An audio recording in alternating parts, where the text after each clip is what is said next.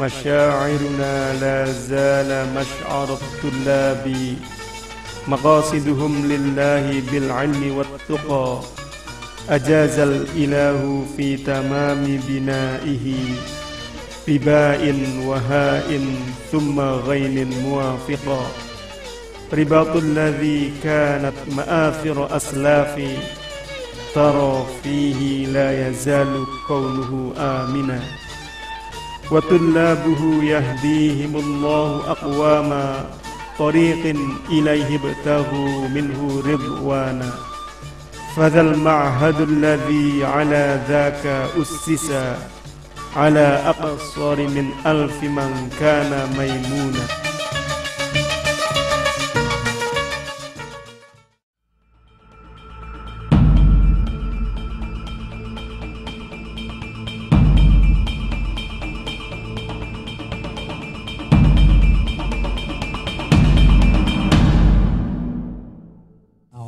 Kalimatillahi tammati min syarri ma khalaq. Astaghfirullahalazim, astaghfirullahalazim, astaghfirullahalazim, astaghfirullahalazim, astaghfirullahalazim, astaghfirullah Al-Azim, astaghfirullah, Al-Azim, astaghfirullah, Al-Azim, astaghfirullah, Al-Azim, astaghfirullah.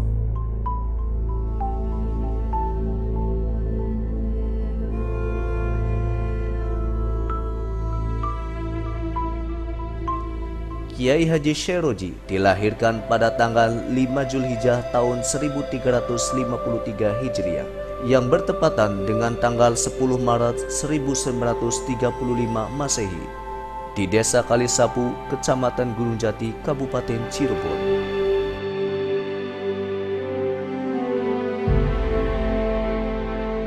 Ia lahir dari keluarga taat agama. Ayahnya Kiai Haji Abdurrahim adalah seorang ulama karismatik yang berprofesi sebagai guru ngaji sekaligus pengasuh sebuah pesantren di Dusun Kepuh, Kecamatan Palimanan, Kabupaten Cirebon. Begitu pula ibunya, Hajah Khairiyah, adalah seorang perempuan penyabar. Selain berprofesi sebagai ibu rumah tangga, juga aktif mendampingi suaminya dalam mendidik para santri.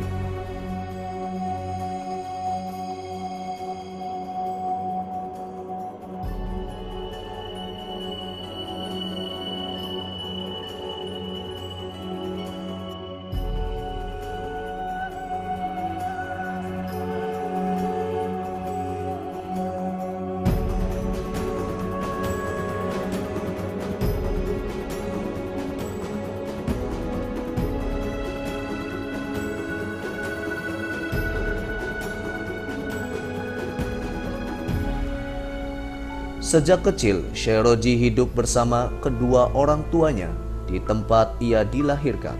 Hingga menginjak usia 3 tahun, ia pindah ke Desa Kepuh, Kecamatan Palimanan, Kabupaten Cirebon. Perpindahan ini seiring dengan tuntunan kedua orang tuanya yang harus meneruskan aktivitas Kiai Haji Junaid, kakek dari Kiai Haji Syairoji, sebagai seorang pengasuh pesantren yang ia rintis.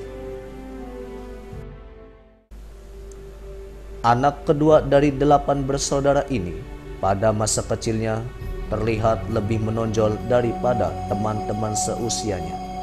Ini dilihat dari berbagai hal, di antaranya sikapnya yang supel dalam bergaul, semangat yang tinggi dalam menjalankan riyadhah puasa, kemampuan yang lihai dalam memainkan seni rebana, dan kemampuannya menguasai kitab-kitab kuning yang dalam tradisi pesantren cukup berat bagi kalangan anak-anak usia remaja, seperti kitab Al-Jurumiyah dan Safinah An-Najah.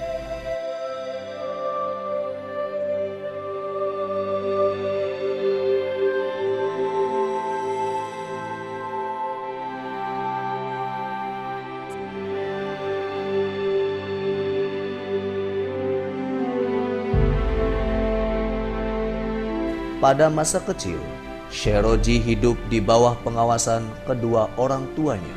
Di sini, ia mulai belajar agama dan didik untuk menjadi anak yang berpegang teguh pada prinsip-prinsip akhlakul karimah.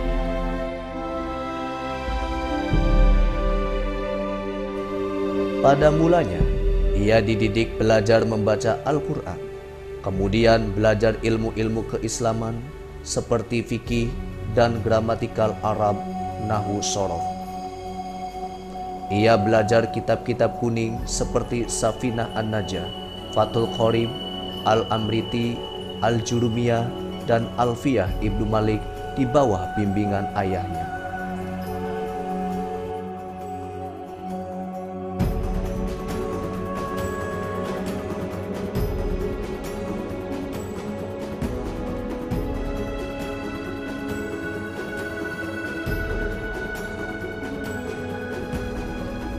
Di antara kawan-kawannya yang belajar pada Kiai Haji Abdul Rahim, Syekh Roji dapat dibilang sebagai anak yang cerdas, sebab pada usia 14 tahun ia sudah mampu menghafal Nadham Alfiyah Ibnu Malik. Ini prestasi yang tidak pernah diraih oleh kawan-kawan seangkatannya ketika belajar pada Kiai Haji Abdul Rahim. Pada usia itu pula Kiai Haji Syekh sudah mampu memberikan pengajaran kitab-kitab kuning kepada kawan-kawan seusianya.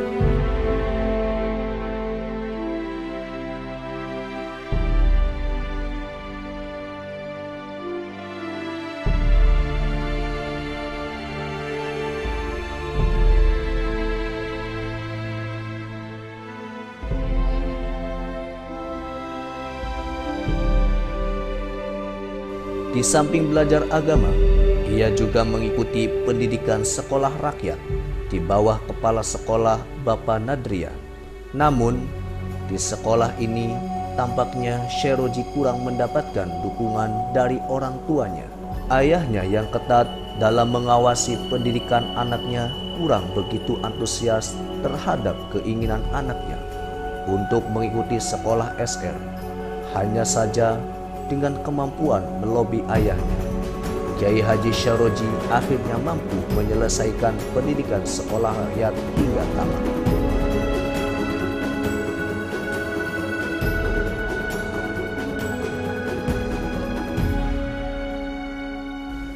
Kemudian, ia melanjutkan studinya ke Pondok Pesantren Babakan Ciwaringin Cirebon di bawah asuhan Kiai Haji Amin Sepuh, Kiai Haji Sanusi, dan Kiai Haji Abdul Hanan. Di pesantren ini, Syekh Roji mempelajari kitab-kitab kuning yang belum pernah ia pelajari dari ayahnya.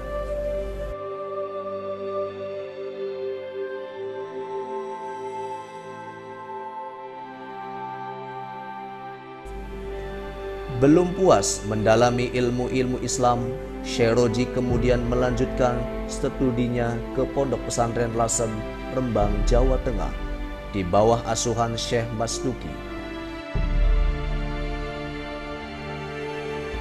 Dengan kegemaran membaca, wawasan keilmuan Syekh Roji mulai tampak berkembang. Ia mampu menggubah teks narasi kitab Mughni Labib ke dalam bentuk syair.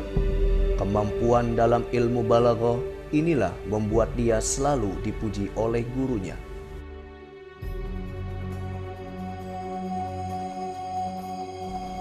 Berkat kegigihannya dalam mengarungi ilmu-ilmu Islam sewaktu belajar pada ayahnya dan guru-gurunya di Pondok Pesantren Babakan, Syekh Roji di Pesantren Lasem Rembang, Jawa Tengah sudah dianggap sebagai sosok santri yang telah menguasai ilmu gramatikal Arab, kaidah fikih, usul fikih, dan balaghah.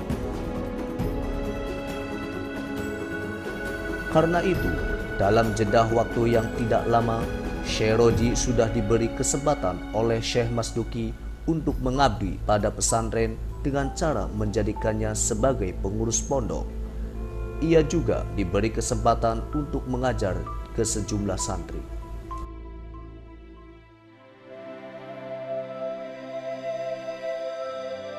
Di pesantren ini, hasrat untuk menguasai sumber rujukan penting yang selalu dipakai oleh kalangan pesantren dalam bidang tafsir, yakni kitab tafsir Jalalain, mulai tumbuh dalam diri Syekh Roji.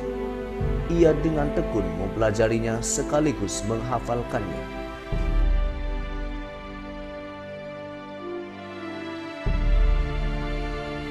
Kondisi ini pula yang mendorong Syekh Roji untuk melanjutkan studinya ke pesantren Sarang Rembang. Konon, keinginan Syekh Roji melanjutkan studinya ke pondok pesantren Sarang Rembang di bawah asuhan Kiai Haji Imam Khalil dan Kiai Haji Zubair Dahlan adalah karena ia telah mendengar bahwa di pondok pesantren tersebut telah dibuka pengajian kitab tafsir Jalalain. Syekh Roji sangat mengagumi sistem dan metode pengajaran yang diterapkan oleh Kiai Haji Imam Khalil dan Kiai Haji Zubair Dahlan. Baginya, metode tersebut sangat cocok dan sesuai dengan harapannya untuk menguasai kitab tafsir Jalalain karya Jalaluddin Al-Mahali dan Jalaluddin As-Suyuti. Selain itu, lingkungan pesantren Sarang Rembang yang menerapkan pola hubungan terbuka antara santri dan masyarakat sekitar membuat Syekh Roji tidak hanya mendapatkan pengalaman intelektual belaka, melainkan juga pengalaman bersosialisasi dengan masyarakat. Di sini, ia dididik bergaul secara langsung dengan masyarakat. Karakternya yang supel dan gemar membantu tanpa pamrih membuat Syekh Roji mendapatkan tempat tersendiri di tengah masyarakat Sarang. Mereka menganggap Syekh Roji sebagai guru, sebagai pengayom dan sekaligus sebagai jembatan komunikasi antar para santri dan masyarakat. Dari sudut mata rantai keilmuan yang ditempuh oleh Kiai Haji Syekh Roji, setidaknya ada dua jalur yang ditempuhnya, yakni jalur Lasem dan jalur Sarang.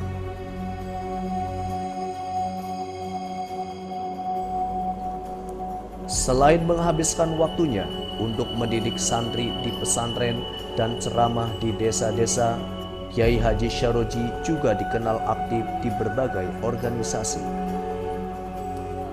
Ia aktif di organisasi Nahdlatul Ulama, Robitoh Ma'ahid Al-Islami, Majelis Ulama Indonesia Kabupaten Cirebon, dan organisasi lokal Jam'iyah Istighosah Pesantren Babakan. Di NU, kendati pun tidak pernah menempati pada jabatan strategis di tingkat pusat, namun perannya di organisasi sosial keagamaan terbesar di Indonesia ini cukup besar. Ia selalu menjadi tim perumus Komisi Bahsul Masail pada tiap muktamar NU. Bahkan, ia sempat menjadi ketua tim perumus saat muktamar NU di Situbondo.